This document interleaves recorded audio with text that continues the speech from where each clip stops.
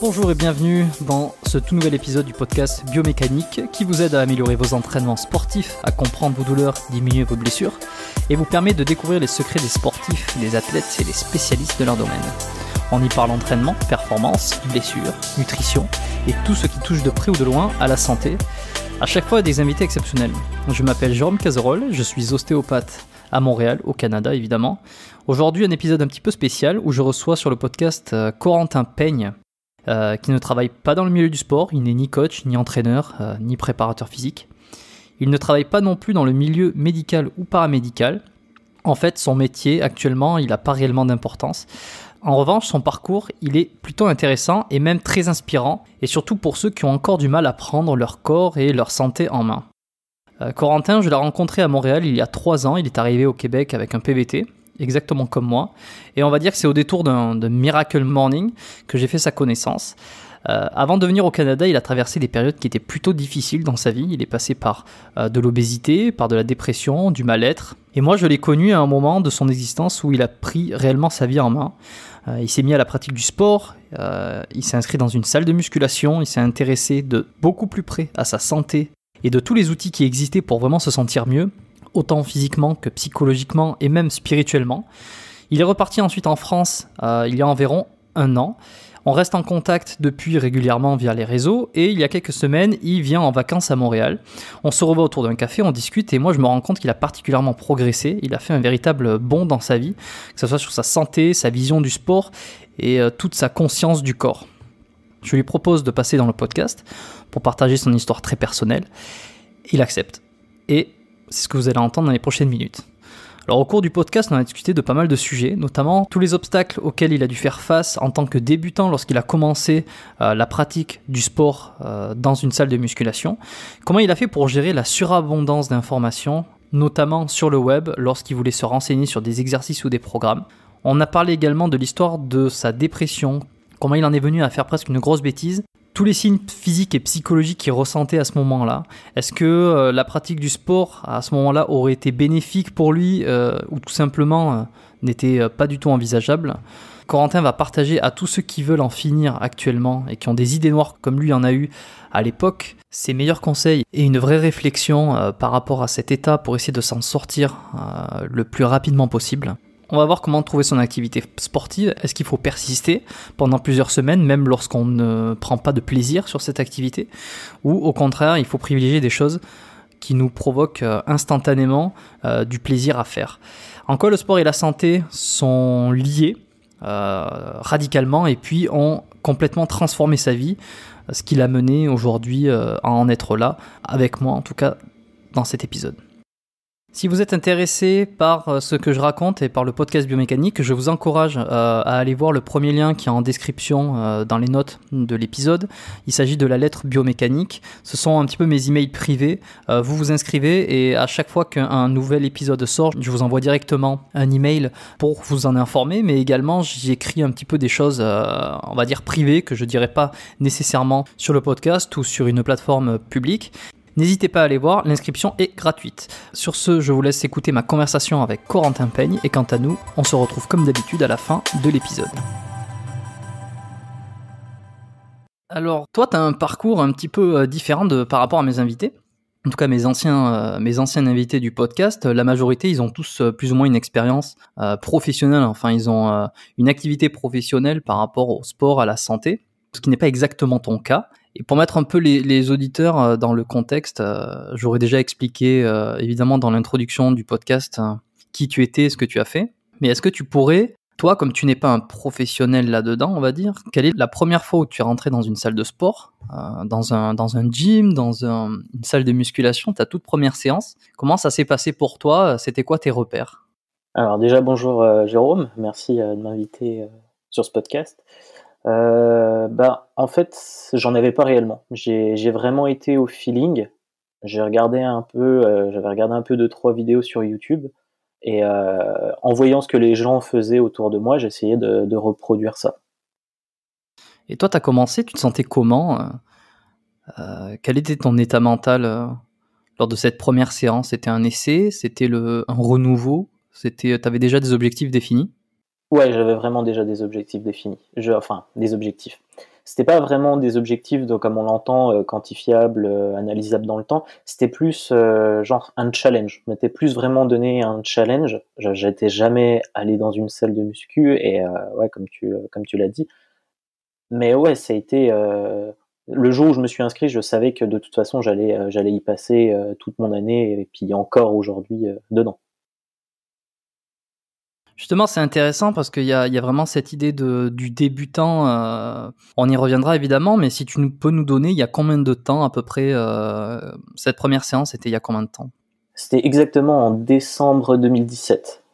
Ok, donc à peu près 2 ans et demi, un peu moins de 2 ans et demi, ce qui n'est pas si vieux, Voilà, c'est ça. ce qui n'est pas hier non plus. Mais toi, à ce moment-là, ça a été quoi tes premières difficultés quand t'es rentré dans la salle, que ça soit mental ou même que ça soit d'une manière logistique? À quoi tu t'es confronté comme obstacle, hein? Je pense, de toute façon, je vais m'y retrouver, hein, je veux dire, mais c'est intéressant d'avoir l'avis de quelqu'un comme toi.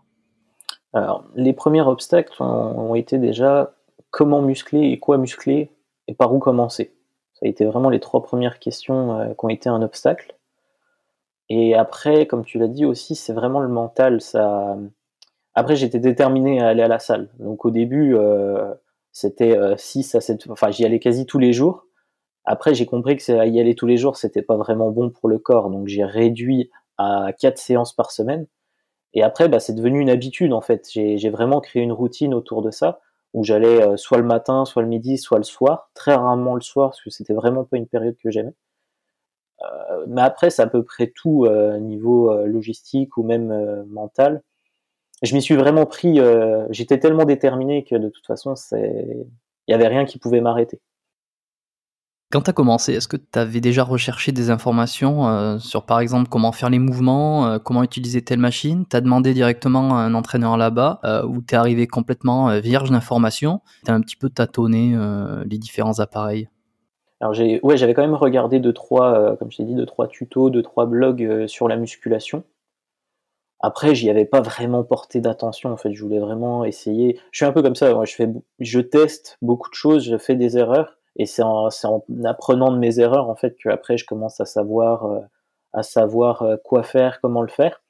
Et après, en fonction de mon évolution, en musculation, là, j'ai eu besoin, de personnes qui m'ont proposé des programmes pour justement, bah, évoluer. Le corps, au bout d'un moment, s'était habitué à ce que je faisais. Donc je voyais que je prenais plus de masse ou que ça faisait plus rien du tout, en fait. Il y a un truc qui est intéressant quand on recherche des informations, enfin intéressant je sais pas, mais auquel est confronté la plupart des pratiquants à leur début, ce qui a été à peu près le cas de tous ceux que j'ai reçus sur le podcast, de moi-même et de gens que je côtoie, qui commencent une activité sportive, c'est qu'ils vont chercher beaucoup d'informations. On le sait, il y a une surabondance sur le net, sur le web. J'en ai parlé plusieurs fois dans des épisodes précédents. Et comment toi, en tant que débutant, non professionnel, tu as géré cette surabondance d'informations avant peut-être d'aller voir quelqu'un, un entraîneur qui t'a donné une base d'entraînement, une base de programme. Toi, quand tu as fait tes propres recherches, est-ce que tu t'es rendu compte qu'il y avait énormément de contenu sur le sport et comment tu l'as géré? En fait, comme je te l'ai dit, j'y ai pas consacré énormément de temps. Donc en fait, j'ai plutôt pris 3 sources, juste 3 sources. À mon sens, il y a pas besoin d'en prendre, énormément parce que comme tu l'as dit, s'il y a trop d'informations, après tu sais plus vraiment par où commencer. Donc j'étais déjà comme ça, enfin voilà, je voulais le minimum d'informations, juste la base pour pas me blesser. Et puis après, j'y ai testé au fur et à mesure. Au fur et à mesure, j'augmentais les poids, je diminuais en fonction de ma masse. Et c'est au bout de, on va dire, 2-3 mois de tâtonnement où là, ça a commencé à aller. Mais après, c'est vraiment aussi le temps et la patience qui va permettre de vraiment commencer. C'est le processus qui va permettre d'avancer et puis voilà, de se muscler. Donc, ouais, à mon sens, le mieux, c'est d'éviter de prendre trop d'informations, dans mon cas, ce que j'ai fait, et de foncer directement. De toute façon, ça sert à rien d'avoir 100% des réponses, sinon t'avances jamais. C'était quoi tes 3 sources d'informations? Ouais, je me rappelle plus de ça, c'était il y a 2 ans. Je sais que j'avais regardé deux trois vidéos sur YouTube il y avait Thibaut Shape, je crois que c'est Thibaut ça. InShape, ouais. Ouais, Thibaut InShape. Ok. Euh, et après les autres, je me souviens vraiment plus. Ok, alors c'est intéressant justement de voir que Thibaut InShape, c'est peut-être pas celui qui va donner, prodiguer les meilleurs conseils en musculation, parce que maintenant il est à un niveau, tout le monde le connaît, Thibaut InShape, c'est le numéro 1 fitness en France, en francophonie, je pense. Il a commencé à ses débuts par donner des conseils sur l'entraînement, sur la nutrition, sur la motivation, enfin tout ce qui tourne autour de la musculation. Aujourd'hui beaucoup moins, parce qu'il est rendu à un niveau où il est il est énormément populaire et il fait du contenu beaucoup plus mainstream, si on peut dire. Et c'est intéressant de voir justement, tu parles de lui, c'est un des premiers que tu as peut-être découvert parce qu'il a une visibilité qui était énorme. Il y a, je pense, beaucoup qui ont découvert le fitness grâce à lui. J'ai pas un avis négatif à son sujet, c'est vrai qu'il a pu dire, il y en a qui l'ont reproché d'avoir sorti 2-3 conneries. Après, tu vois, enfin, les conneries qui sortaient, moi je m'en foutais, je voulais juste avoir 2-3 bases d'informations, puis c'est tout. Enfin, je me suis pas étendu, comme je t'ai dit, sur le sujet, franchement. Après, j'y suis allé à tâtons, et puis quand je savais pas, j'allais demander à une personne qui avait utilisé la machine avant moi. Je trouve que c'est quand même mieux aussi le contact humain direct, et que de regarder trop de trucs sur Internet. Ok, on y reviendra un petit peu plus tard sur le cœur de ton entraînement et de comment tu l'as ressenti. Mais avant ça, pour remettre dans un certain contexte, j'aimerais qu'on parle de la période avant que tu viennes à Montréal, au Canada. Il s'est trouvé que tu étais en France, que tu es arrivé au Québec en permis de travail ouvert. C'est là qu'on s'est connus, qu'on s'est côtoyés. Est-ce que tu pourrais peut-être nous parler de ce qu'était ta vie d'un point de vue sportif, on va dire, d'un point de vue d'une vision santé et sportive, avant d'arriver à Montréal, quelques années auparavant? Comment tu étais? Alors j'ai commencé à m'intéresser, depuis que je suis tout petit, je faisais un peu de sport, mais vite fait. C'était vraiment je pense, c'était plus pour faire plaisir aux autres que vraiment faire du sport. C'est parce que ça me plaisait vraiment pas. C'est à mes 14 ans, quand je Excuse-moi, mais pourquoi ça te plaisait pas? je C'était sais quoi pas, qui te gênait dans la pratique sportive? je sais pas, j'avais pas réellement d'intérêt. À chaque fois que j'ai fait du foot, du judo, un peu de tir à l'arc, quand je le faisais, je m'y investissais à fond parce que voilà, c'est mon état d'esprit qui est comme ça. Et puis quand je dis que je fais, je le fais à fond, sinon je le fais pas. Mais en soi, c'était pas tripant. C'était pas, ouais, ça me faisait pas forcément du bien ou pas de bien. En fait, j'étais un peu partagé entre les deux. Et c'est vraiment à mes 14 ans, quand je suis monté sur la balance, puis que j'ai vu que je faisais 98 kilos pour 1m40, je me disais que là, il y avait un gros problème. Que si je continuais comme ça, j'allais vraiment avoir des gros problèmes de santé. Et c'est à partir de cette période, sur une période de 3 ans, on va dire, que j'ai perdu une trentaine de kilos et où j'ai commencé à m'intéresser au sport. Alors, encore là, c'était vraiment minime. Je faisais des pompes, des abdos, mais il n'était pas question que j'aille dans une salle ou que je me réinscrive dans un club. Est-ce que toi, tu avais la conscience que tu mettais ton corps en danger en ayant ces mensurations, ou c'était uniquement d'un point de vue regard des autres et d'un mal-être psychologique? Bah, en fait, tout est un peu lié, en fait, la boulimie et puis être en surpoids, parce que j'étais même limite en obésité. Il y avait beaucoup, déjà je me cachais, je voulais qu'on me voie, donc c'est pour ça que je mangeais pour grossir. C'est vraiment à mes 14 ans où j'ai vraiment pris conscience que si je continuais comme ça, sans de la santé, ça allait pas le faire. 2, ma confiance, bah, elle était vraiment au plus bas. Et puis 3, enfin, ouais, j'avais que 14 ans, donc c'était encore le temps où je savais que j'allais grandir, que si je faisais un peu attention à ce que je faisais, à ce que je mangeais, bah, j'allais diminuer. Puis depuis, ben voilà, je pense que j'ai jamais repris le poids que j'ai perdu, et c'est ça qui me permet aujourd'hui de dire que ouais, c'est vraiment la patience qui m'a permis d'arriver où j'en suis aujourd'hui. Mais quand tu as commencé à faire tes pompes, tes abdos dans ta chambre, c'était quoi ton objectif numéro un? Est-ce que c'était de perdre du poids, d'avoir un meilleur physique, de te sentir mieux dans ta tête? Ou est-ce que c'était juste parce que peut-être ton médecin t'avait fait peur, qui t'avait dit que tu pourrais avoir des problèmes cardiovasculaires par exemple, assez rapidement? T'étais motivé par quoi pour te mettre à faire ces exercices chez toi? La motivation numéro un, quoi. Alors le médecin m'avait jamais rien dit sur mon poids. Il m'avait jamais mis en garde ou fait de reproches dessus. La première des raisons, c'est parce que j'y allais pas tous les mois chez le médecin. La deuxième chose, qu'est-ce qui m'a motivé? Bah, c'était En fait, j'étais parti d'un principe, c'est que si je faisais 50 pompes et 50 abdos par jour, il y aurait peut-être un résultat futur. C'est juste ça l'objectif. Et j'ai laissé faire, et je faisais ça, j'ai fait ça pendant 1 an. Ensuite, j'ai réduit la dose parce que je voyais que je perdais plus de poids, mais je voulais maintenir les 10 kilos que j'avais perdus. L'année d'après, ça a refait la même chose, et l'année suivante, et c'est pour ça que ça a mis 3 ans pour perdre une trentaine de kilos.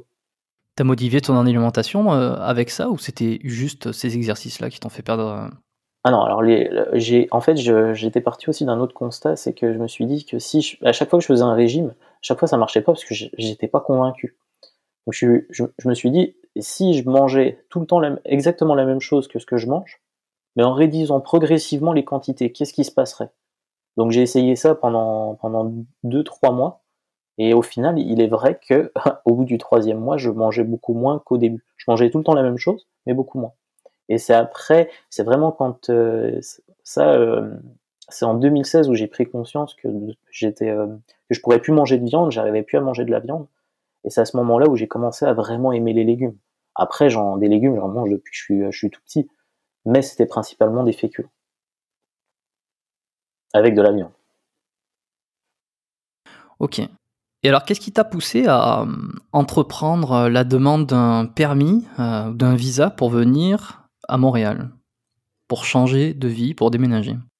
Alors en 2015-2016, il m'est arrivé un grave accident, comme tu as pu le savoir. Enfin, j'ai tenté de me suicider, j'ai fini à l'hôpital spécialisé, enfin hôpital psychiatrique, où j'ai été suivi par des psys, des thérapeutes.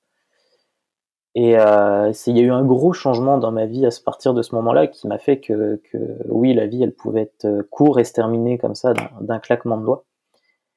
Du coup, à ce moment-là, je me suis dit, j'avais toujours voulu voyager. Donc c'est là où j'ai entendu parler d'Alex Viseo, où j'ai regardé ses premières vidéos et ça m'a donné énormément envie de voyager. Et Montréal, j'en entends parler depuis que je suis tout petit. Ma mère adorait ce pays, et je me suis dit, bah tiens, pourquoi pas essayer, pourquoi pas tenter. Et j'ai rencontré des amis, enfin je travaillais en usine, et j'ai rencontré mes amis qui m'ont dit, ouais, nous on fait un PVT, alors je connaissais pas du tout, pour Montréal. Je suis allé me renseigner, j'ai regardé, je dis, bah tiens, ça me coûte rien d'essayer, donc je l'ai tenté. Et 1 mois après, j'avais la réponse comme quoi j'avais été admis dans le bassin, et que je pouvais faire mes valises et partir vivre à Montréal. À ce moment-là, donc tu avais un vrai mal-être et est-ce que c'était pour toi, une manière de fuir ce mal-être ou essayer peut-être de renaître, d'une certaine manière ou de trouver un nouvel espoir? Alors, je faisais un travail sur moi déjà depuis plus d'1 an, donc il y avait déjà beaucoup de questions qui avaient été soulevées. Et c'était plus un challenge envers moi-même. Je n'étais jamais parti loin de chez moi, j'étais toujours resté dans la région. Et là, ça a été vraiment du tout au tout. C'est je pars d'une ville où il y a 30 000 habitants pour passer à 2,5 millions à Montréal. Je pars à 6 500 bornes tout seul. À ce moment-là, j'étais avec mon ex-femme, et on s'est séparés avant que je parte. Donc il y avait beaucoup de facteurs challengeants. Mais en même temps, ouais, ça m'a totalement transformé. Ça a été l'une des meilleures épreuves de ma vie. Difficile, mais l'une des meilleures épreuves. Alors peut-être, je sais pas si, tu es à l'aise de partager, ça, sur le podcast, j'aimerais bien, comprendre, qu'est-ce qui t'a amené, sans forcément rentrer dans les détails si tu es pas à l'aise d'en discuter. Qu'est-ce qui t'a amené dans cet état, de dépression et si oui ou non il y a eu dépression en fait pour, mener à une tentative de suicide? Comment ça en est arrivé? Parce que c'est pas des choses qui arrivent en 2-3 jours, 2-3 semaines, j'imagine. C'est peut-être un cumul, et est-ce qu'il y avait une vraie dépression? Ouais, il y avait vraiment une vraie dépression. En fait, ce qui s'est passé, c'est que j'étais avec une femme. Cette femme était un peu toxique. Bon, après, j'ai compris que je l'étais aussi avec elle. Mon père venait de choper un cancer à ce moment-là. Je venais de quitter mon travail. J'avais dû rendre mon chien parce que j'étais pas capable de m'en occuper à cause de la dépression. J'ai décidé de rentrer dans ma région, où j'ai trouvé un nouveau travail, et le travail en question, c'était d'avoir les gens, c'était de la vente en porte-à-porte. Et ça m'a fait craquer, ça m'a fait dire: «Non mais c'est pas possible, je peux pas faire du mal comme ça aux gens». Et ça faisait presque 6 mois que j'étais dans un état un peu entre les deux. Et ce jour-là où j'ai démissionné, 3 jours après avoir commencé, parce que je voyais que je faisais, enfin que c'était mal. On faisait pas des bonnes ventes. C'était pas de la vente loyale, et c'était pas ce que je recherchais dans mes valeurs. Et à ce moment-là, je me sentais vraiment comme une grosse merde. Je venais de tout quitter, j'avais tout rechangé. J'avais requitté mon ex-femme. Enfin, c'était mon père qui allait pas bien, mon père, enfin, qui était limite à la mort. Et, et là, je quitte à nouveau mon travail. Je fais, mais putain, mais je suis vraiment qu'une grosse merde. Enfin, à quoi ça sert que je vive si c'est pour être dans cet état pathétique, en fait, en quelque sorte. Je suis un petit peu curieux et j'espère que ça fera écho à des personnes qui peut-être se retrouvent dans cet état émotionnel à l'instant où ils écoutent l'épisode, le podcast par exemple, ou qu'ils ont des proches qui sont dans un passage un petit peu compliqué. Comment tu juges c'est difficile à exprimer, mais est-ce qu'au moment où tu décides de faire une tentative de suicide, là, maintenant que t'en es sorti, tu en as peut-être un peu plus conscience, est-ce que tu penses que ce passage à l'acte, il est dû à une émotion sur le moment? Comment, tu vois, s'il y a quelqu'un qui est un petit peu dans cet état-là, en ce moment, qui est pas bien, il y a plein de choses qui va pas dans sa vie, il y a un cumul, il y a énormément de couches et de sous-couches qui se cumulent, et qui commence à avoir des idées noires. Qu'est-ce qui fait que tu as voulu passer à l'action? Est-ce que tu as eu un flot d'émotions négatifs ou pas? Est-ce que c'était réfléchi? Est-ce que ça a été sur un coup de tête? Et maintenant que bon, on parle de ça donc plusieurs années après, est-ce que peut-être tu aurais des conseils à donner à cette personne-là, de lui dire si tu as une émotion qui te pousse à vouloir faire une connerie, le fais pas, c'est qu'une émotion, ça va passer, etc. Tu vois? Je sais pas si ma question est hyper claire entre essayer de comprendre et essayer de peut-être donner les clés de quelqu'un qui serait dans cette situation. Ah, clairement, dans cette situation-là, en fait, donc sur le chemin du retour, je me voyais sauter, en fait. J'avais vraiment déjà la vision de sauter de ce pont. Mais tu vois, c'était juste une vision. Et quand je suis arrivé chez moi, j'ai dormi parce que c'était la seule chose que j'étais capable de faire à ce moment-là. Je pense qu'il y avait aussi énormément de fatigue. Je dormais que 3 heures par nuit, donc je pense qu'il y avait aussi énormément de fatigue. Et quand mes parents sont rentrés, je leur ai demandé de l'aide, ils n'ont pas compris. Et c'est à ce moment-là où j'ai décidé de partir sur ce pont, parce que je voyais bien que j'étais un boulet pour les autres, en fait. Je me sentais comme un boulet. Et ce qui m'a sauvé, en fait, pour une fois, c'est la police qui m'a récupéré sur ce pont. Et aujourd'hui, avec du recul, je sais que je voulais pas, dans ma tête, oui, je voulais mourir parce que j'en avais marre, mais c'était plus un appel à l'aide. Et le conseil que je pourrais donner aux gens qui pourraient être dans cette situation à ce moment-là, c'est vraiment d'appeler à l'aide. Des fois, on n'est pas forcément capable tout seul de résoudre. On n'a pas forcément les questions. Et même si j'ai un gros problème avec le système médical, aujourd'hui, je prends plus aucun médicament. Parfois, ça nous fait du bien de justement parler à des gens, voir des psychologues, peut-être même juste un séjour à l'hôpital. Enfin, j'y suis resté que 1 mois. Bah, pendant ce mois-là, bah, j'ai vraiment pu souffler. Alors c'est vrai que c'est plus difficile pour des personnes qui sont... Bah, c'était facile dans mon cas, j'avais 21 ans, donc j'ai pas de femme, pas d'enfant, pas de vraie charge. Mais la vie est quand même plus importante que cet état de dépression. Et, et au final, enfin, j'en suis la preuve vivante qu'on peut en passer. Après, c'est pas simple, mais c'est faisable. C'est intéressant cet appel à l'aide. Je pense que beaucoup de tentatives de suicide à ce moment-là sont l'idée par davantage un appel à l'aide qu'une véritable intention d'en finir. Mais si c'est essayer de se confier, si c'est essayer de poser des bonnes questions et d'en parler à quelqu'un, mais que on a très peu d'amis autour de soi, mais que dans sa famille on est plus ou moins incompris, comme j'imagine que, enfin pas incompris, mais que le dialogue il est difficile à établir sur ce genre de sujet, et qu'en plus on n'a pas nécessairement confiance au corps médical, comme toi tu l'as été, vers qui on pourrait se tourner, tu vois, à ce moment-là? Parce que toi, c'est ce que tu conseilles, mais à l'époque, t'as peut-être pas trouvé un interlocuteur à qui parler de tout ça. Comment t'aurais fait autrement? Et peut-être que ça pourrait donner des idées à des personnes qui seraient dans cette situation. À qui s'adresser à ce moment-là? Alors, il y a 3-4 ans de ça, il y avait pas autant de thérapeutes, de coachs qu'il y en a aujourd'hui. Et moi, ce qui m'a vraiment aidé, c'était vraiment les coachs, parce que ça m'a permis de prendre conscience de mon état actuel dans l'instant et d'avoir une vision claire sur mon futur, tout en réparant ce que dans le présent, ce que j'avais qui n'allait pas bien de mon passé. Après, oui, les psychologues, enfin, m'ont beaucoup aidé. Et comme je t'ai dit, alors au moment où je suis arrivé à l'hôpital, j'étais tellement dans le mal que de toute façon, je m'effondrais, je pleurais en même temps de dire les choses. Enfin, j'avais accumulé tellement de trucs d'un coup que la soupape, elle a pété et ouais, elle a vraiment pété. Et puis là, j'étais livré à moi-même. En fait, peut-être l'avantage que j'ai eu, c'est que comme j'ai été amené à l'hôpital par les flics, que j'avais aucun droit, on m'a coupé mes droits en fait. J'ai vu un psychologue et ils m'ont dit que j'étais un adulte invalide. En gros, j'ai été mis sous tutelle. Donc j'avais plus mon mot à dire en fait. Et D'accord.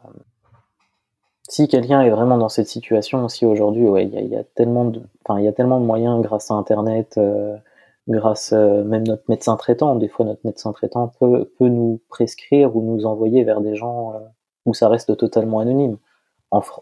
Là, je parle pour la France. On a quand même des systèmes qui sont relativement complets au niveau de la santé. C'est pas comme au Canada où il faut justement payer la consultation.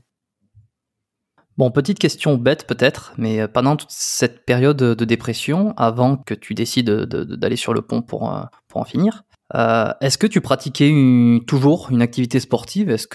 Ou t'avais complètement laissé ça de côté, c'était plus du tout d'actualité? Ah, je faisais plus du tout de sport à ce moment-là. Et est-ce que tu penses, encore une fois, question bête, est-ce que tu penses que si tu avais continué à faire du sport, à essayer de te maintenir dans une activité, tu te serais senti mieux, t'aurais inversé la donne, ou alors c'était de toute façon pas envisageable? Clairement, c'était pas envisageable. Je faisais un peu de marche parce que je promenais les chiens, mais j'étais tellement j'avais tellement un discours négatif et noir que il y avait rien qui me permettait d'aller bien. Je vivais avec ma femme et même elle n'arrivait pas à me. Tu sais, quand t'es dans cette période-là, t'as l'impression mais d'être tellement un truc qui ne sert à rien que tu ne sais pas l'important, tu sais pas pourquoi tu continues. Après, c'est sûr que si on a quelqu'un à côté puis qui nous dit qui nous essaye de nous amener à faire du sport, ça aide. Tout seul, c'est vrai que c'est compliqué. Tu penses que ça t'aurait aidé si t'avais eu un ami que t'avais forcé à pratiquer un sport avec lui? Alors, dans cette situation, forcer n'est vraiment pas le. Franchement, on a essayé de me forcer et t'es encore plus dans le mal qu'autre chose. C'est vraiment être à l'écoute de l'autre, c'est vraiment l'accompagner dans ses difficultés. Les gens autour ne comprennent pas, mais c'est vraiment weird hein, comme sensation où t'es tellement fatigué que t'as tout coupé émotionnellement, t'es coupé, t'es triste, t'es en colère, t'as toutes les émotions qui se mélangent. Et je peux comprendre que ça peut être compliqué pour les personnes à côté parce que eux ils sont démunis face à ça. Mais c'est vraiment de les amener gentiment, d'être compréhensif, de, de leur, s'ils aiment être touchés, de les prendre dans les bras et de leur dire que voilà, ça va bien se passer, qu'ils sont là pour nous, en fait. Et je pense que c'est plus ces mots-là que j'aurais eu besoin à cette époque-là que de me pousser à faire du sport. Et peut-être que si j'aurais eu ces mots-là, encore une fois, c'est de l'hypothèse, là peut-être que ça m'aurait permis de m'aider plus, on va dire. Ça aurait peut-être changé la donne à ce moment-là. Je Voilà. pense qu'il est bon de rappeler peut-être. Alors, je suis pas médecin évidemment, je n'ai pas les compétences par rapport à ça.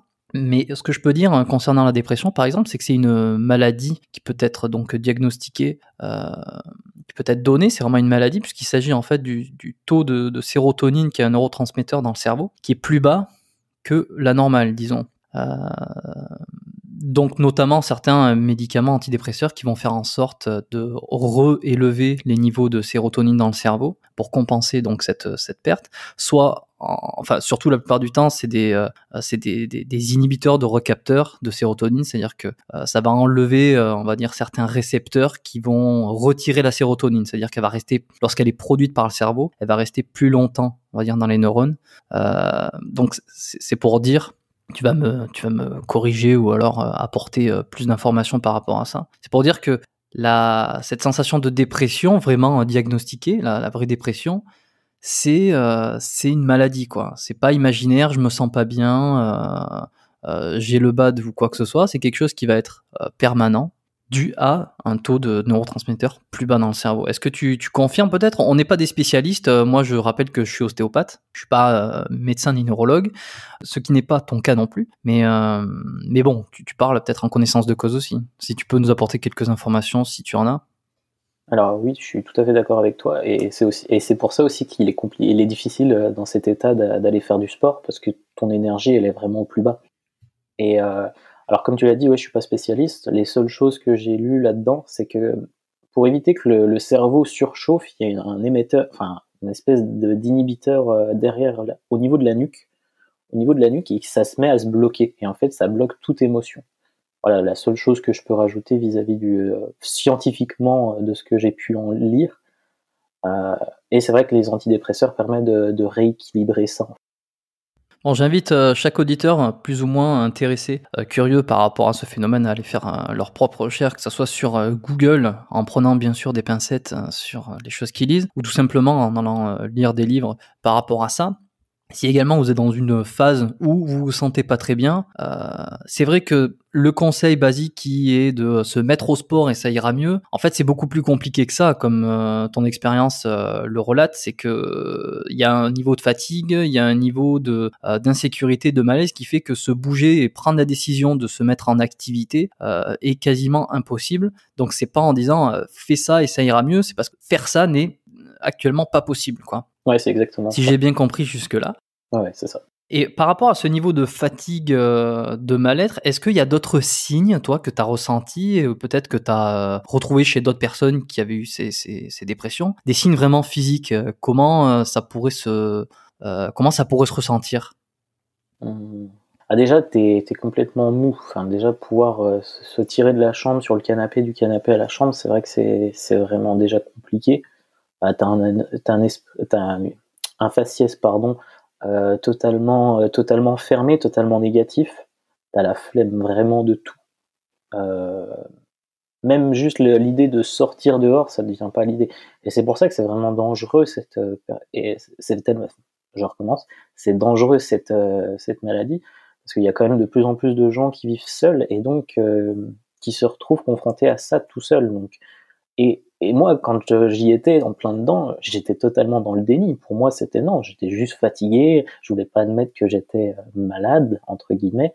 Je voulais pas l'admettre, parce que pour moi, c'était pas, je pouvais pas me rajouter en plus de tout ce que je subissais, une maladie supplémentaire, ça m'aurait achevé.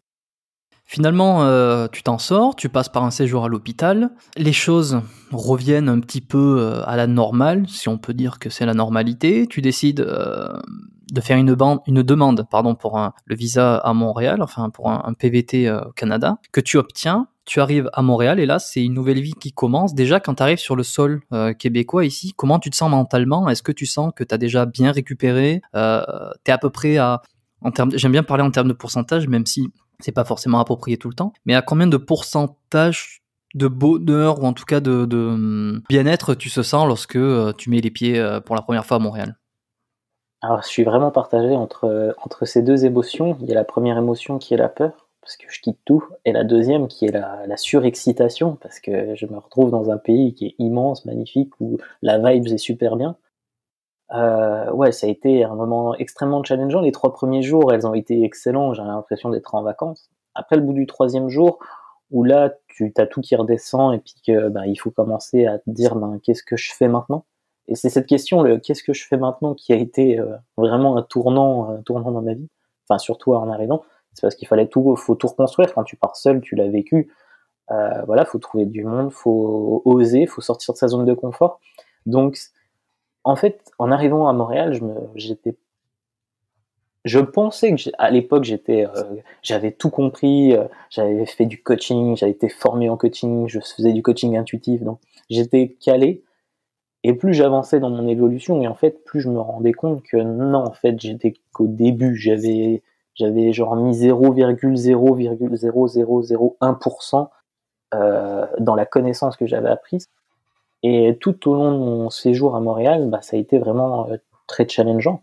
Mais en même temps, ça m'a totalement transformé. Ça m'a permis aussi de changer ma vision fermée de français et d'ouvrir à qu'il y a autre chose en fait. Il y a autre chose que la France et il y a d'autres choses qui peuvent être belles en fait. Et ouais, ça m'a permis de redescendre vraiment sur terre et de commencer à vraiment vouloir être moi en fait. Est-ce que c'est ici que tu as découvert le fitness pour la première fois? Oui, tout à fait. Enfin, j'avais déjà entendu parler, mais pour moi, comme je te l'ai dit, avant d'arriver à Montréal, d'aller dans une salle de sport, je trouvais ça weird. Et en arrivant à Montréal, j'ai dit non, c'est mort. Cette année, je vais à la salle, je bouge le cul et j'y vais à fond.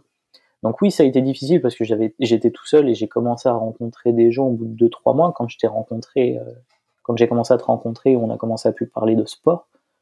Sinon, j'avais personne, pas de coach, pas de de personnes qui me motivaient à aller à la salle. Donc ça a été difficile, mais en même temps, le fait de n'avoir personne, ça m'a permis de me rendre compte que ouais, les forces, elles sont à l'intérieur de moi. C'est pas les autres qui vont déterminer ce que je dois faire ou ne pas faire. Mais pourquoi faire du fitness? Enfin, du fitness, c'est un peu un mot à la Ouais, c'est con, un mais gros mot là. ouais, non, mais les gens comprennent de quoi on parle de toute façon.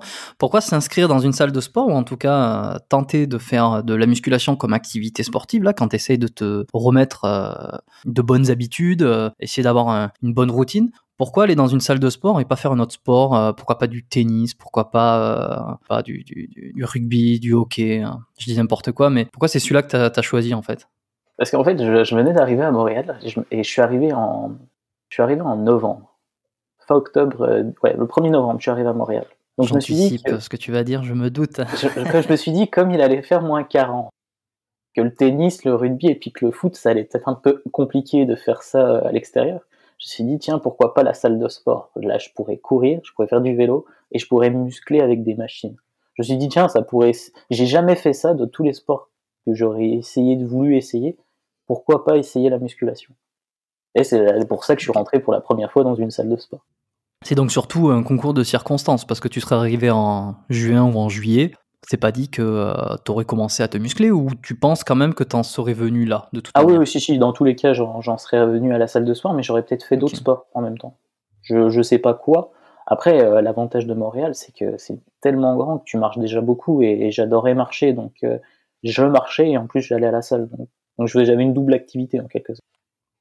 Bon, question moi qui me taraude, est-ce que tu as accroché directement comme une activité que tu as aimée dès le premier jour, ou alors est-ce qu'il t'a fallu un peu de temps avant de t'y faire, avant de t'habituer, parce que c'est quelque chose qu'on voit beaucoup, tu sais, comme le fitness, la musculation devient de plus en plus connu et prépondérant, et presque si tu vas sur les réseaux sociaux, un petit peu dans ce milieu-là, tu as presque la sensation que tu es obligé d'aller en salle, que c'est le sport, que si tu fais pas ça, t'es pas hype, tu vois, le truc de la mode. Et donc, il y a plein de gens qui sont pas faits pour ce sport parce que ça leur correspond pas et parce que chacun est différent de toute façon, mais qui se forcent et en fait, ça prend jamais. Et peut-être c'est difficile parce que des fois, il faut aussi attendre quelques semaines pour s'habituer, puis prendre goût et finalement devenir accro. Alors, c'est pas facile entre trouver le bon moment.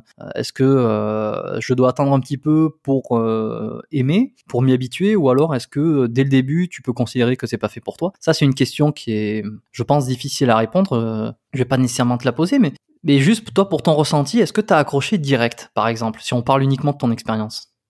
Non, pas du tout. Ça a été vraiment dur les premières semaines. La première raison, j'étais encore à ce moment-là, j'étais beaucoup accroché aux résultats. Et je savais déjà dans ma tête que j'allais pas avoir des abdos au bout de la 3e semaine. Et donc il m'a fallu pendant bien au moins 1 ou 2 mois pour vraiment. C'était vraiment un challenge d'y aller. Mais en même temps, voilà, il y a pas de. On peut pas répondre à un problème au même niveau qu'on l'a créé. C'est Einstein qui disait ça. Et ça m'a permis de me dépasser en fait, vraiment. Mais j'ai commencé à vraiment avoir des résultats quand je t'ai rencontré, où là j'ai commencé à te demander, voilà, qu'est-ce que je pourrais faire, comment je pourrais le faire. Et c'est là où j'ai commencé à avoir des résultats. Mais entre la période où j'ai commencé et la période où je t'ai rencontré, il s'est passé 3-4 mois. Donc oui, pendant 3-4 mois, t'as pas grand-chose qui se passe. Mais en fait, c'est un peu l'histoire du bambou. La première année, il y a une sorte de bambou. il va rien sortir. La deuxième année, c'est pareil. La troisième année, c'est pareil. Et au bout de la cinquième année, il y a une petite tige qui pousse et dans l'année, il prend 12 mètres. Et en fait, pour moi, la musculation, c'est ça. C'est les 4 premiers mois, tu apprends une routine. C'est tout ce que tu fais. Tu prends pas de muscle, tu apprends une routine. Bon, je rejoins cette métaphore qui est plutôt intéressante dans le process, peut-être de faciliter, que ça devienne de plus en plus facile, qu'il y a de moins en moins de friction à la mise en place des habitudes, ou en tout cas le fait d'aller au sport.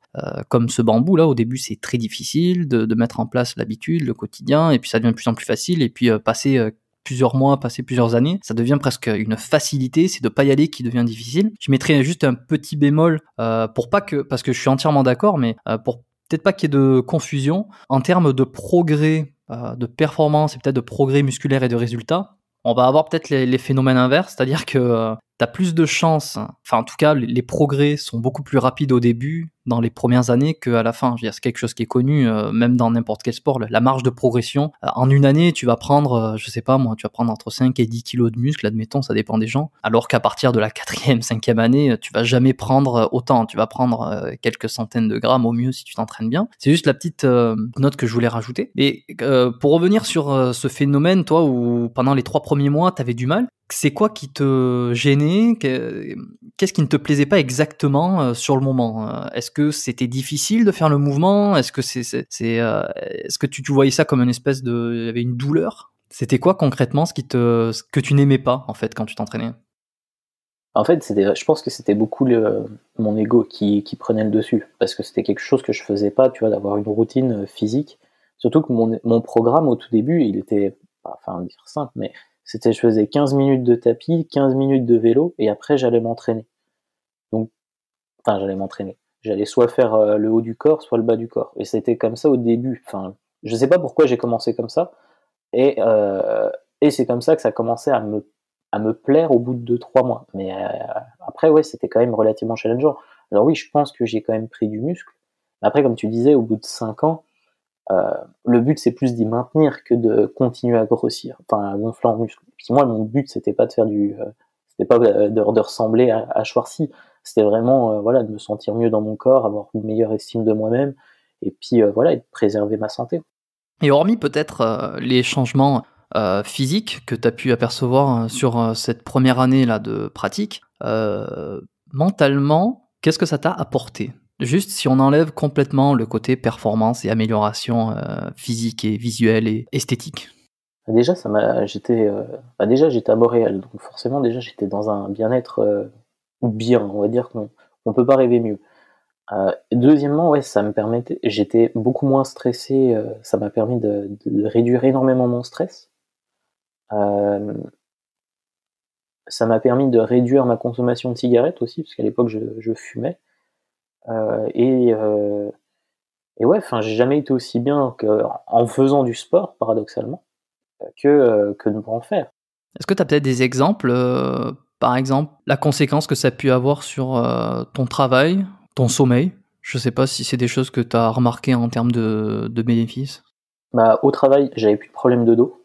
Donc ce qui pour moi était vraiment quelque chose d'énorme, parce que j'ai toujours eu mal au dos et je comprenais pas la cause. En fait, quand j'ai commencé à faire du sport, enfin à commencer à me muscler, c'est là où je me suis rendu compte qu'en fait j'avais zéro muscle dans le dos. Et quand j'ai commencé à muscler mon dos, j'avais plus de problème de dos. Donc ça a été déjà un gros point positif. Puis au niveau du sommeil, c'est vrai que enfin, tu dors beaucoup mieux quand tu fais du sport, ton corps il est oxygéné, tu dors beaucoup mieux. Il y a pas photo, ça c'est clair. Puis dans mes relations sociales, enfin, ça m'a permis d'être beaucoup plus persévérant, beaucoup plus, déjà beaucoup plus à l'écoute aussi de moi-même, parce que du coup, je savais quand mon corps me faisait mal, je pouvais déterminer de quoi ça venait, de tout ça. Donc c'est vrai que c'est aussi important ça permet un retour à soi-même. Bon, si on fait une petite machine avant jusqu'à aujourd'hui, donc là tu es revenu en France, est-ce que tu continues à aller au gym, je dis au gym en salle de sport pour nos amis français, est-ce que tu continues à pratiquer la musculation, à t'entraîner, à faire un autre sport par exemple, et qu'est-ce que ça continue à t'apporter aujourd'hui? Alors aujourd'hui, donc là, à l'instant T où on enregistre le podcast, non, ça fait 3 mois que j'ai pas fait de sport. J'avais besoin d'une pause. Ça fait 2 ans, enfin j'en ai fait pendant 2 ans à fond, presque entre 6 et 8 heures par semaine. Je m'entraînais pour un triathlon, donc c'était assez intense. Donc là, ça fait 3 mois que je suis en pause. Là, je suis en vacances présentement à Montréal. Et à partir de mon retour en France, là, je vais me réinscrire dans une salle. Et ça, c'est vraiment l'objectif parce que je sens que j'en ai besoin. Et je reprépare un autre triathlon fin juillet et un semi-marathon en octobre. Donc, faut que je retourne à la salle pour pouvoir m'entraîner.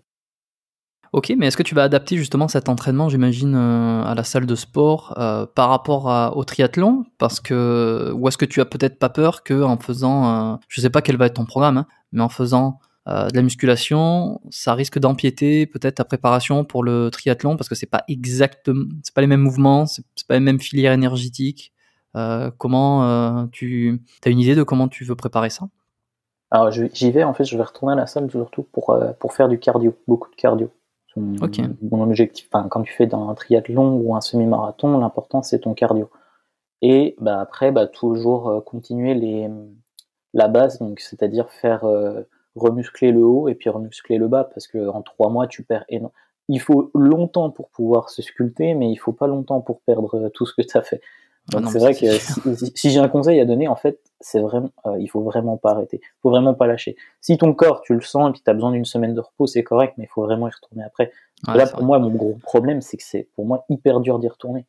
Je sais que c'est Hmm. important, je sais que c'est bénéfique, mais tu y prends tellement goût à pas y aller. En fait, c'est ton cerveau. Enfin, il faut vraiment aller à l'encontre de ton cerveau et c'est ça qui est le plus compliqué, en fait, je pense, pour quand tu fais du sport.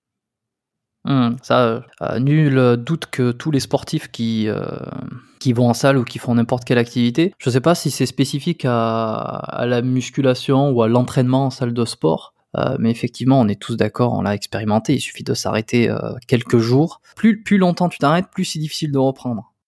Parce qu'on sait que le sport est, en fait, tu as le résultat que si tu y mets un effort. Et le corps, il aime pas ça, enfin, il aime pas souffrir, donc forcément, pour lui, c'est pas compréhensible, la musculation. Et pourtant, c'est tellement bénéfique, enfin, pour tout, sans, comme j'ai encore une fois, sans vouloir devenir Schwarzy, mais la musculation est très bénéfique, déjà pour ta propre estime et confiance, et puis ton bien-être dans ton corps. Enfin, ça nettoie toutes les toxines, encore plus avec tout ce qui se passe actuellement.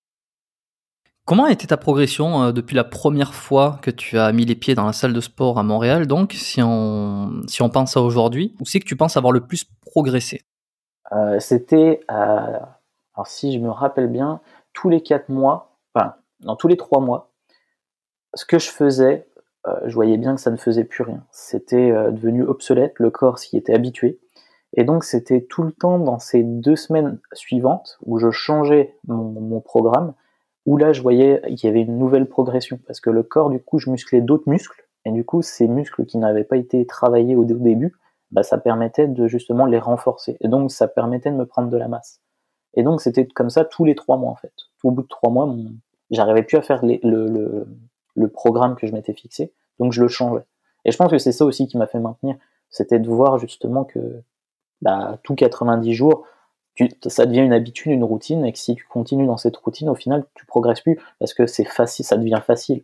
Et la musculation, pour moi, si c'est facile, c'est que tu ne travailles pas réellement. Ouais, comme dans n'importe quelle activité, Oui, aussi. c'est sûr, c'est sûr. Il faut savoir, je renvoie un petit peu à ce que je disais tout à l'heure, il faut savoir distinguer la facilité du processus avec la difficulté de l'action.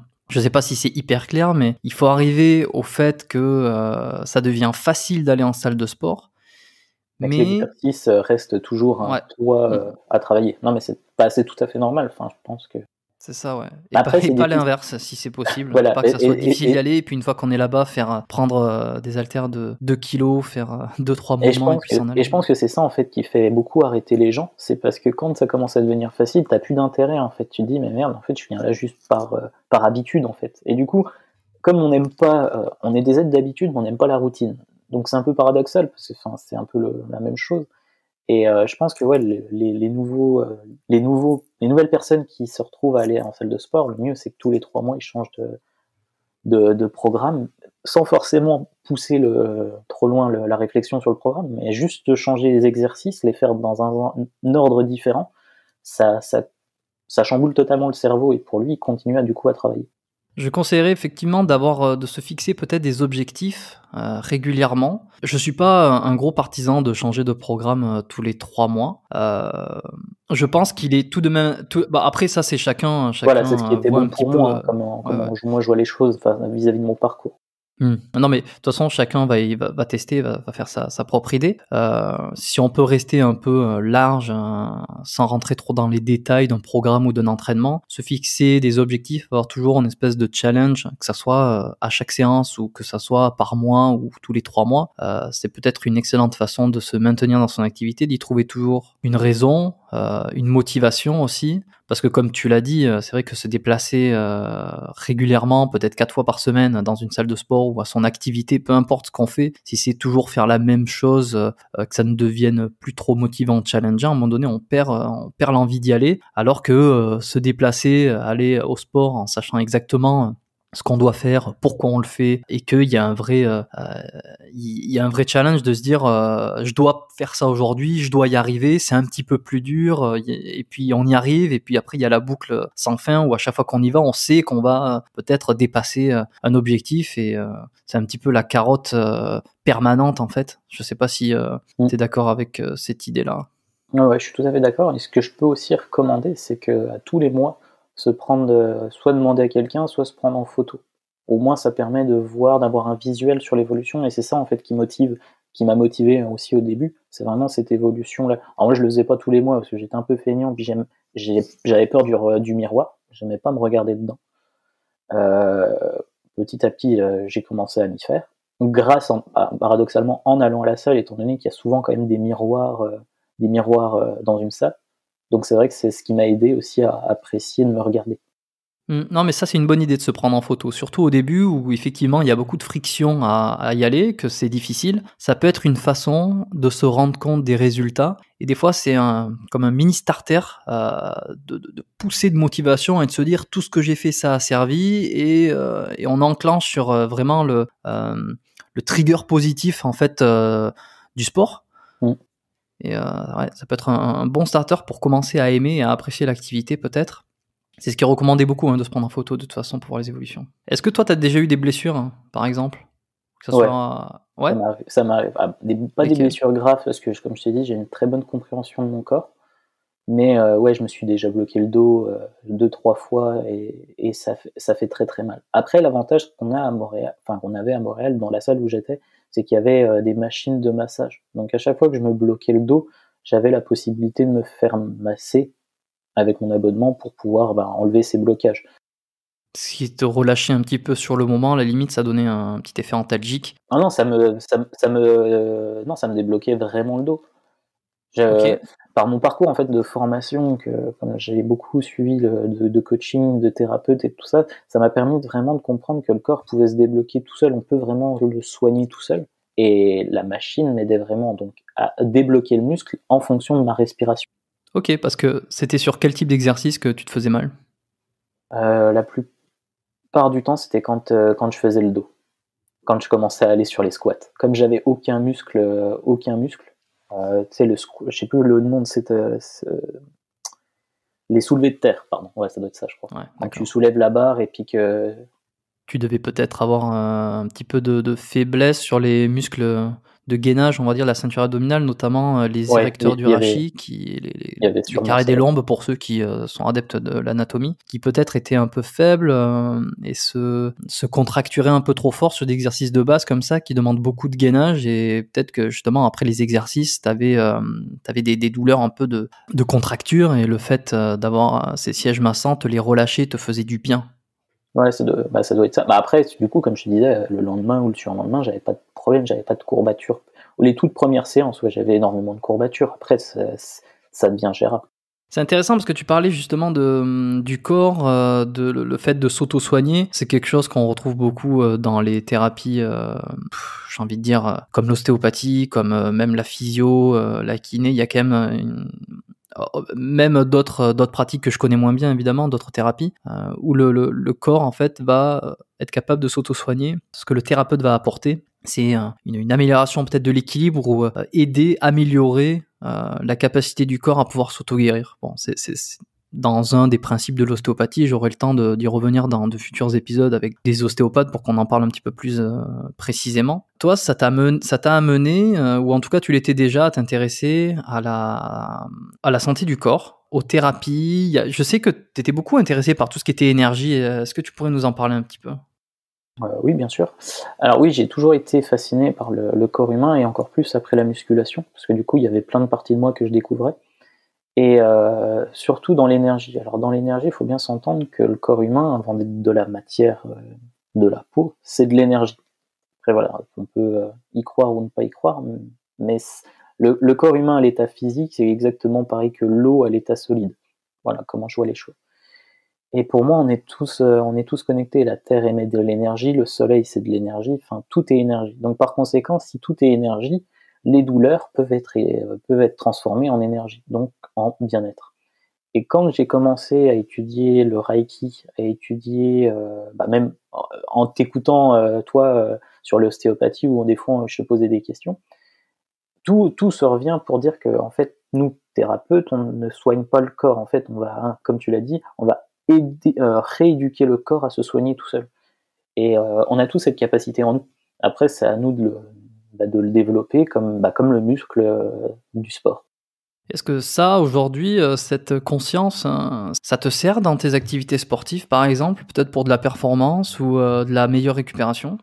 Dans le sport, oui, ça permet déjà, oui, c'est vrai, comme tu le dis, j'ai beaucoup moins de douleurs physiques qu'à l'époque. Parce que comme tu as une meilleure connaissance, tu sais que la douleur n'est pas réellement réelle. Enfin, elle est réelle, elle est réelle, mais tu peux t'en dissocier. C'est vrai que ça aide beaucoup. Après, où ça m'aide beaucoup, c'est surtout sur mon système immunitaire. Mon système immunitaire est du coup très fort. Et aujourd'hui, donc on est en 2020, ça fait 3 ans que j'ai pas pris de médicaments. Ok. Donc ça prouve que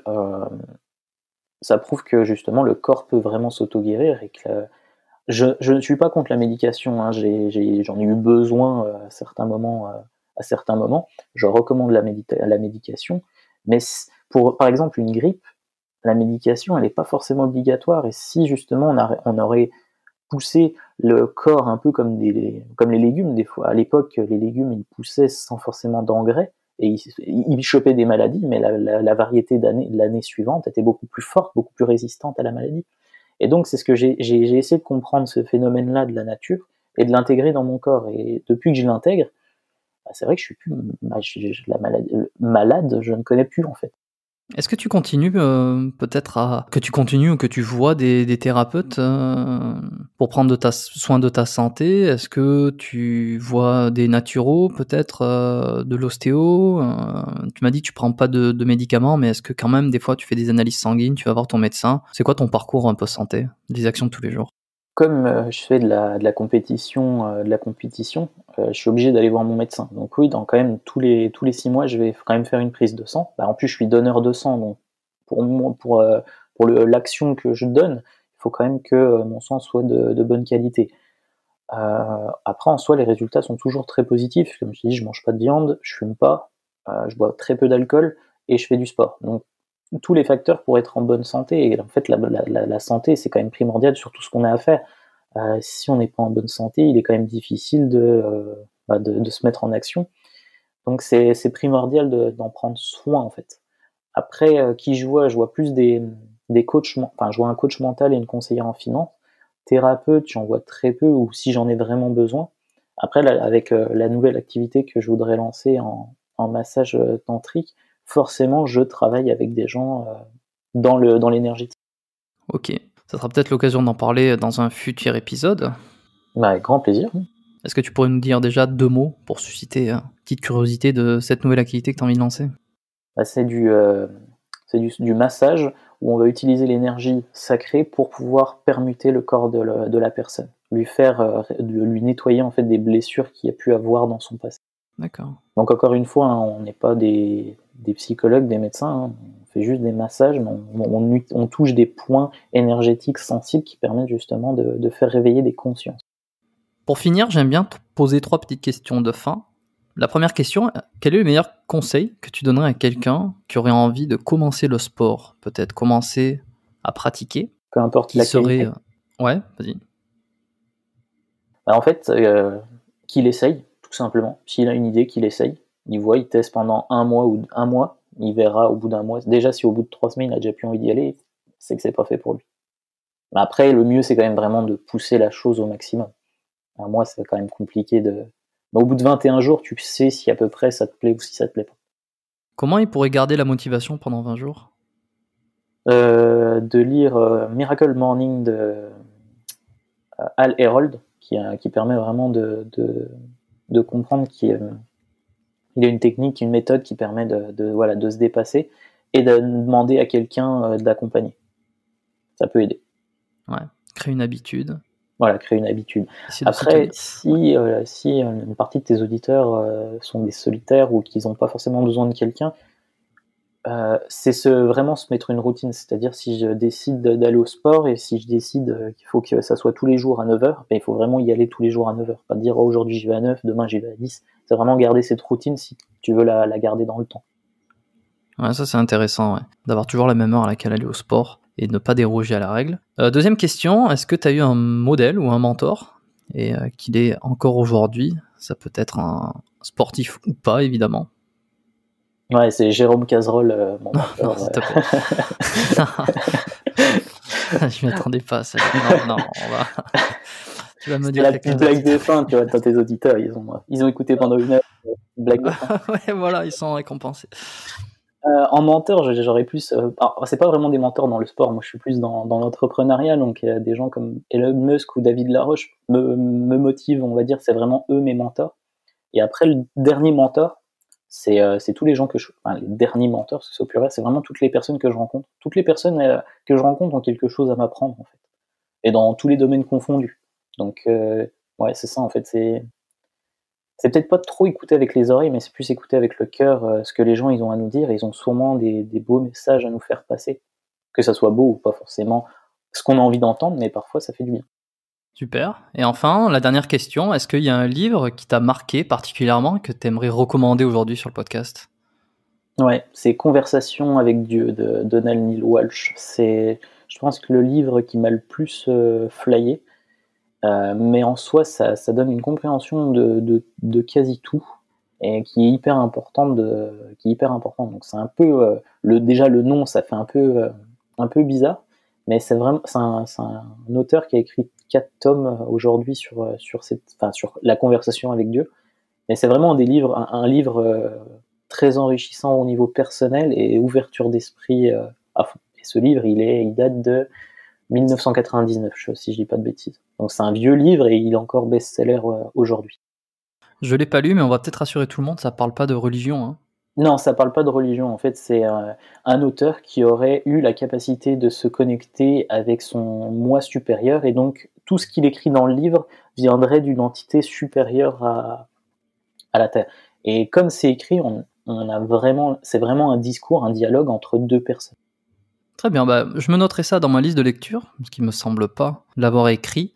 Si les gens sont intéressés par le nom de l'auteur, par le nom du livre, Conversation avec Dieu, mais je laisserai de toute façon dans les notes de l'épisode le titre avec le nom de l'auteur pour ceux qui ont envie d'aller rechercher. Il n'y aura pas nécessairement le lien Amazon. Avant je le mettais, maintenant je le mets plus, parce que je pense que les gens, s'ils ont vraiment envie d'aller voir le livre, ils peuvent le taper tout seul sur Amazon ou sur Google. Je te remercie d'avoir partagé toutes ces informations, d'avoir partagé ton expérience personnelle. Est-ce que si on veut te suivre ou te contacter, te poser des questions ou tout simplement te dire merci par rapport à ce témoignage, où c'est que les gens pourraient le faire par exemple? Il y aura déjà dans tes propres commentaires, ou si comme tu dois communiquer avec ta communauté, donc ils peuvent te poser des questions. Après, j'ai un Facebook que si tu veux le mettre, il n'y aura pas de problème, c'est Corentin Peigne, et un Instagram. Mon site internet ne correspond pas, pour l'instant n'est pas fini et ne correspond pas au domaine de la muscu, donc ils le verront plus sur mon profil ou quand je commencerai à le publier. Ok, la même chose, je laisserai les liens cette fois de ton Facebook, de ton Instagram, de ce que tu m'as recommandé, je laisserai tout ça dans la description, donc n'hésitez pas à aller voir si vous voulez voir à quoi ressemble Corentin, un petit peu ce qu'il partage comme contenu et également si vous voulez rentrer en contact avec lui. Est-ce que tu aurais une dernière chose à rajouter ou un message à faire passer avant qu'on termine cet épisode? Bah, déjà merci à toi, Jérôme, de m'avoir accueilli sur ta chaîne. Enfin, c'est vraiment, je me sens vraiment privilégié, donc c'est déjà un grand merci.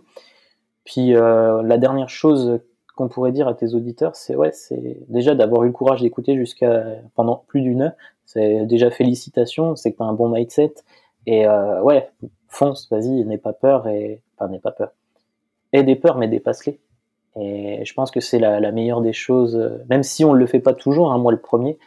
Je pense que c'est le meilleur conseil qu'on peut vous donner. Faites des erreurs, échouez, recommencez. Et il y a que comme ça qu'on arrive à vraiment progresser. Merci à toi d'être passé sur le podcast. Je te dis à bientôt. Merci Jérôme, à bientôt. Merci et puis surtout félicitations d'avoir écouté cet épisode jusqu'à la fin. Merci encore à Corentin d'avoir partagé son parcours. Je pense que c'est quelque chose dont on peut lui en être reconnaissant. On a quand même abordé des sujets qui sont assez difficiles, qui sont des choses très personnelles. Donc je vous encourage à peut-être lui donner votre petit mot d'encouragement pour la suite. Si vous voulez lui envoyer un petit message, n'hésitez surtout pas à le faire. Je pense que ça lui fera extrêmement plaisir. Il y a également une autre façon de montrer votre satisfaction quant à l'épisode. Tout simplement, vous pouvez le partager à une personne que vous connaissez, une personne qui pourrait être sensible à cet épisode. Juste envoyez-lui par message, le podcast fonctionne beaucoup par bouche à oreille, donc n'hésitez pas à lui donner un petit coup de pouce. Et puis si vous voulez donner un coup de pouce supplémentaire, je vous invite comme d'habitude à laisser une évaluation de 5 étoiles sur l'application Apple Podcast, ce qui permet de faire remonter le podcast dans les recherches, dans les rankings. Alors pour laisser une évaluation et également un commentaire, il faut avoir un iPhone, puisque c'est l'application d'Apple. Si vous n'êtes pas sur iPhone et que vous connaissez quelqu'un qui en a un, juste empruntez-lui 5 petites secondes pour laisser l'évaluation et le commentaire. Et si c'est pas le cas et que vous voulez quand même contribuer à laisser une note, vous pouvez essayer de voir ça sur l'application de votre choix. Dès qu'il y a un nouveau commentaire sur l'application, moi je le vois, je reçois une notification évidemment, donc je suis à chaque fois très content de recevoir de nouveaux avis. Qui sont tous positifs, donc moi ça m'encourage, ça me fait plaisir, en plus d'aider le podcast à se faire connaître. J'ai de très bons invités qui vont arriver pour la suite des épisodes, et si tous ensemble vous m'aidez un petit peu en laissant un avis, ça ne pourra faire que grossir l'émission Biomécanique. Et enfin, dernier petit appel à l'action, allez faire un tour dans les notes de l'épisode sur le lien biomécaniquepodcast.com/lettres. C'est pour vous inscrire à la lettre biomécanique. Cliquez sur le lien, allez lire ce qu'il y a écrit sur la page. J'en dirai pas plus, j'en ai déjà assez parlé en début d'épisode. Voilà. En tout cas, j'espère que vous avez passé un bon moment, un agréable moment en compagnie du podcast. On se retrouve très bientôt pour un nouvel épisode. Quant à moi, je vous dis bonne soirée, bonne journée. À très vite dans un prochain épisode du podcast Biomécanique. Bye.